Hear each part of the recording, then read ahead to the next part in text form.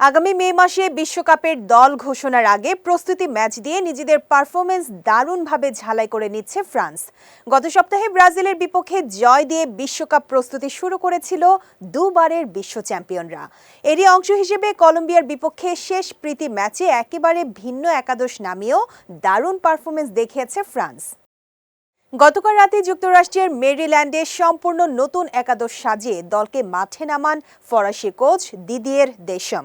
আগের ম্যাচে Kylian Mbappe ও হুগো একিটিতের গোলে ব্রাজিলকে হারানোর পর এই ম্যাচে পুরো একাদশ বদলে ফেলে ফ্রান্সের স্কোয়াড ডেপথ বা রিজার্ভ বেঞ্চের শক্তি পরখ করে দেখেন দেশম। আর তাতে হতাশ হতে হয়নি ফরাসি কোচকে।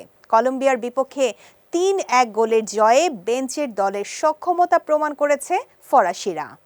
ম্যাচের শুরুতে দু দলই সমান তালে লড়াই করলেও ধীরে ধীরে নিয়ন্ত্রণ নেয় ফ্রান্স। প্রথমার্ধেই ২ গোলে এগিয়ে যায় তারা। এই ম্যাচ দিয়েই ফ্রান্সের জার্সিতে নিজের অভিষেক গোলের দেখা পান পিএসজি উইঙ্গার দেজিরে দুয়ে।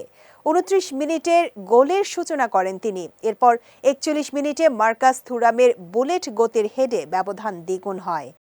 দ্বিতীয়ার্ধের ৫৬ মিনিটে নিজের দ্বিতীয় গোল করে কলম্বিয়াকে ম্যাচ থেকে ছিটকে দেন ২০ বছর বয়সী তরুণ প্রতিভা দুয়ে। অন্যদিকে ৭৭তম মিনিটে কলম্বিয়ার জামিন্টন ক্যাম্পাস একটি গোল শোধ দিলেও ম্যাচে ফেরার জন্য তা যথেষ্ট ছিল না। ম্যাচের শেষ দিকে কিলিয়ান এমবাপ্পে মাঠে নামলেও অফসাইডের কারণে তার গোলটি বাতিল হয়। তবুও সামগ্রিকভাবে দাপুটে পারফরমেন্সে ৩-১ গোলের সহজ জয় তুলে নিয়ে মাঠ ছাড়ে দেশমের দল।